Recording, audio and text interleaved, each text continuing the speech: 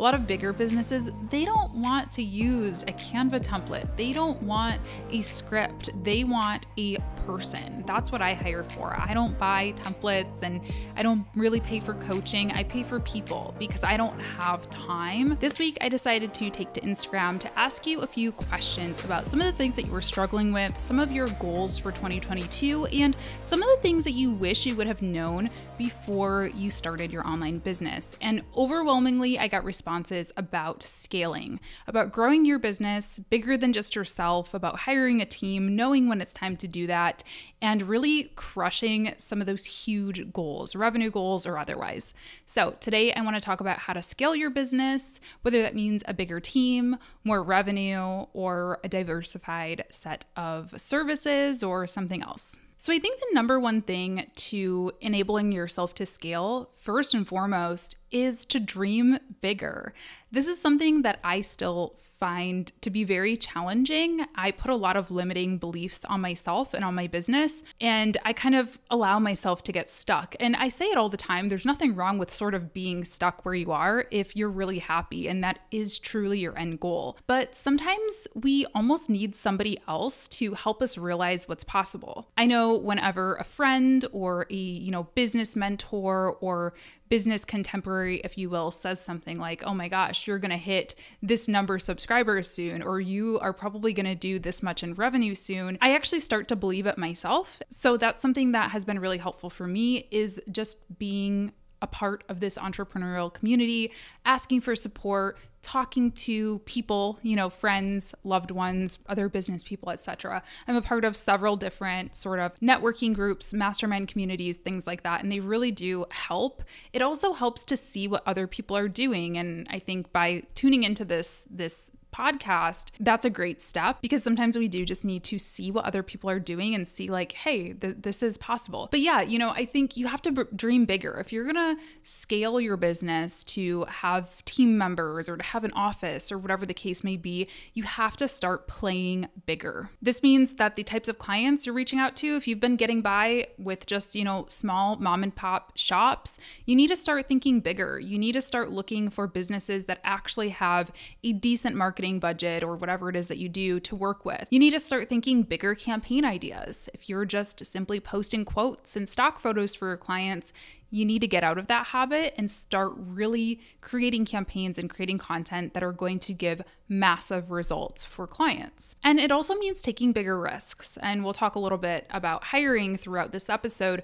But at a certain point, scaling and hiring anybody or investing in an office space or any of the things that you might want to do, there is some level of risk to it. There's certainly science, there's certainly math you can do, there's certainly projections you can make, but like a lot of things in business, you have to be okay with taking some calculated risks that are probably going to be bigger than the ones that you've been used to doing up until this point. Now, when we talk about calculated risks, the first thing you need to do is know your numbers. You should be knowing your numbers at any point in business anyway. I talk about this all the time, data and numbers. It's so important. It's so boring to a lot of people.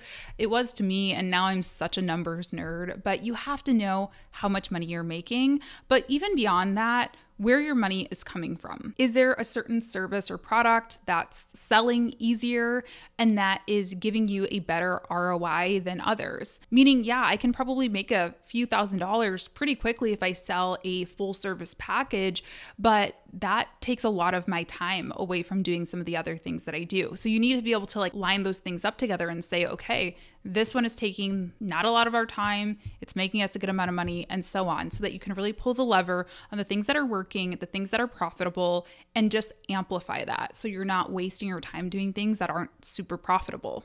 But you also need to know your numbers so that you know what you can afford. Again, whether this is office space, an investment in, some other arm of your business that you want to open, team members, and so on. You don't want to just take a complete risk and hire someone willy-nilly and promise them, a good salary without knowing for sure that you can maintain that. So to put it in perspective, what I did is I was operating at the level that I needed to be, meaning I was making enough money for myself and my full-time team members' salaries for, I would say, at least 6 to 8 months before I actually hired them on. And so there was that moment, there was that period of time time where I was hustling because I was maintaining those high revenues, but I also hadn't brought anyone on full time. I wanted to be able to build up my cash reserves in my business bank account to enable me to save at least 6 months of my salary and my employee's salary. So during that in-between time, you can certainly hire contractors, freelancers to help kind of lighten the load. But that is my personal advice, is save 6 months at least of operating expenses, salaries, so that if something happens like it did in 2020 and like happens all the time, and maybe you're not making money or you lose a big client, you don't have to let go of your team. That's not a good position to be in. Knowing your revenue and where it's coming from and all of your numbers also helps you decide on salaries, right? So my bookkeeper, I've talked about them before. They're called Evolved Finance. I'll leave their link down below, not sponsored. They are fantastic, and they recommend, for me personally in my business, again, everybody's business might be different, so I recommend talking to a bookkeeper and or an accountant, but they recommend spending no more than about 20 to 30% on team salaries. And talking to them, let me just say, was so helpful. I'll tell you, talking to a good bookkeeper will really feel like the missing piece to your puzzle. They will be able to help you understand and, make decisions on things like spending. How much should I be spending on courses and coaches, and how much should I be spending on a team and Facebook ads and all of that stuff? So I highly recommend this team. They're really fantastic. Again, they don't know I'm making this, but I'll leave their link down below. You can let them know that I did refer you if you want to reach out to them. When I first signed up for their service, I had kind of a deep dive of my P&L, or my profit and loss statement, which is really where all of the key numbers are going to be that you need to know to run a business. I had a deep dive of that with one of the owners of the company, and it truly did more for my business than most business coaching sessions I've ever paid for. So highly recommend knowing your numbers. Another thing that falls in line with that is knowing where your time is going. For a long time, when I was first trying to scale, I would just hire somebody because I just needed hands. I just needed to duplicate myself. I couldn't do all the things. And a lot of people do that and then they end up disappointed. And here's why. It's because they're not giving clear direction to their people.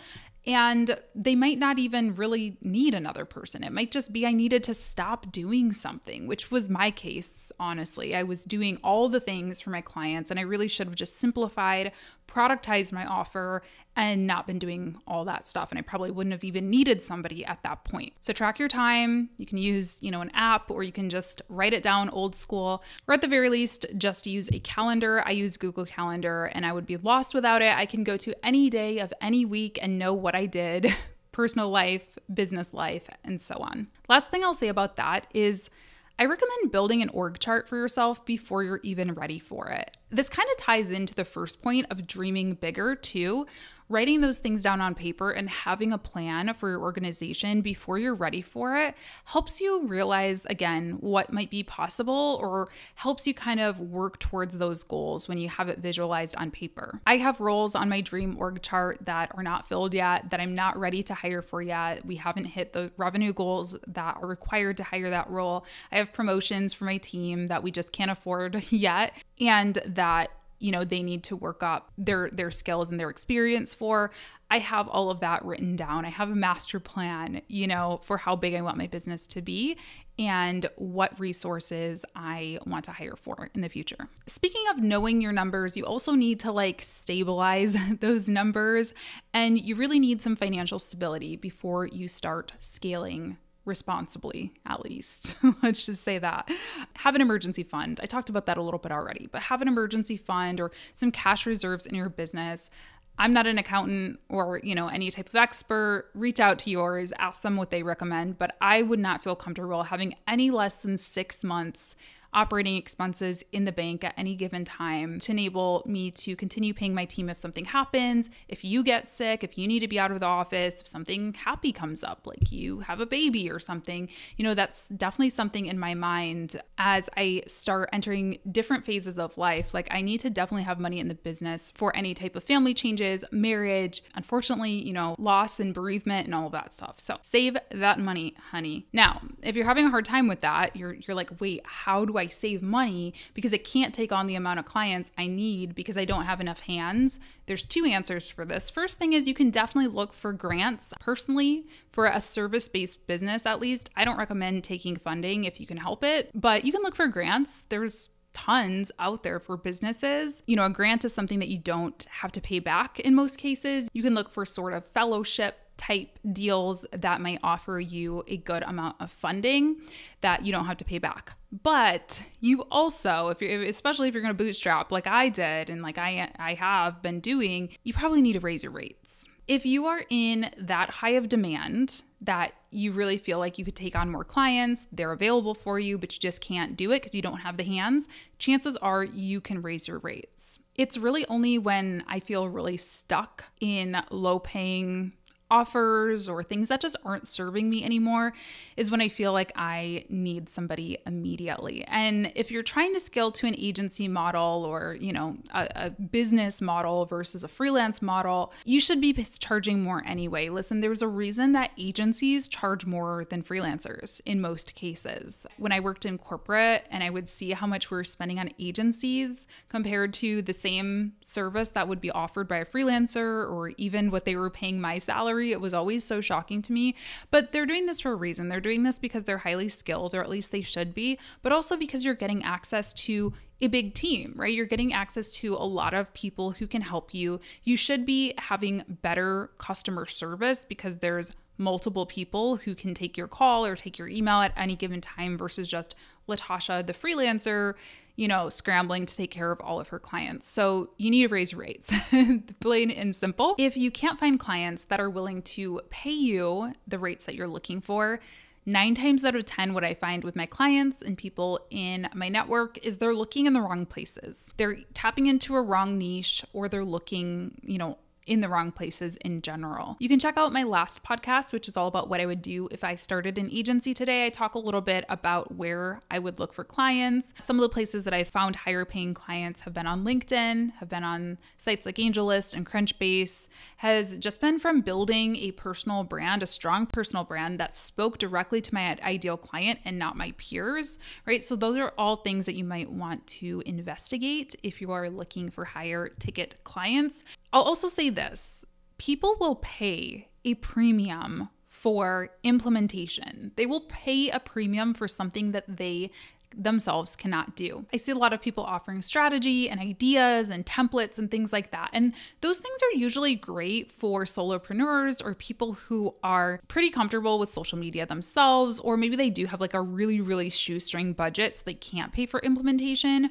But for me personally, and for a lot of big businesses, I'm still a very small business in the grand scheme of things, but a lot of bigger businesses, they don't want to use a Canva template. They don't want a script. They want a person. That's what I hire for. I don't buy templates and I don't really pay for coaching. I pay for people because I don't have time to do it myself. So this is something you can also think about doing, is offering a premium service, a done for you full service that you offer at a premium if you're looking to make more money, because people will pay for it. And another thing that you can do if you're looking to scale is productize your services. You can't multiply yourself, but you can multiply the number of customers that you're selling to. And you can do this by offering it in sort of a productized model. Contrary to what I just said, you know, that would be a premium offer if you were to do a done for you full service thing.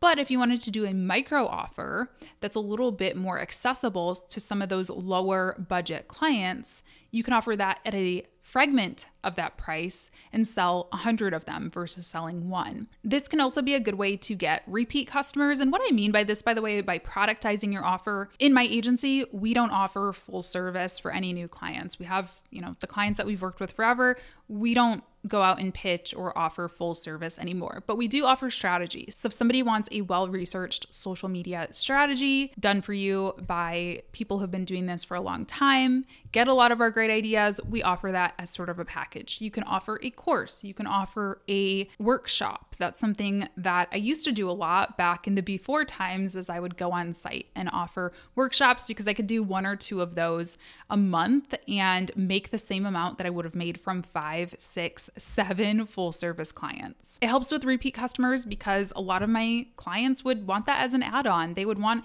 a LinkedIn training for their sales team in addition to the full service work that I was doing on their company accounts. Or a client might buy a set of templates or something that's customizable in addition to your Facebook ads package or whatever the case may be. So it can help you do more with less. Now it takes time to develop those things, but once you do them, they're pretty set and forget or templatized. Like a strategy, we have that down pat. We know our process, we know the system for it, and we can do it pretty easily without having to completely reinvent the wheel all the time. The problem that I see with people opening up new revenue streams is they often end up creating a lot more work for themselves. So if you are a social media freelancer and you're like, you know what? To reach those higher ticket clients, I really need to do Facebook ads in addition to content creation and copywriting and all the things that you already do. Well, you're just making more work for yourself. Even though you might be able to get some of those higher ticket clients, you now have to do a lot more work. So if you can offer some type of productized version and or some type of premium offer, that has a better chance of getting you where you need to be revenue-wise to actually scale. Okay, so that's kind of part 1. I mean, part 2 is going into actually hiring. Let me know in the comments or by leaving me a thumbs up on the YouTube video. Do you want a more in-depth episode or piece of content around hiring, finding people, creating roles?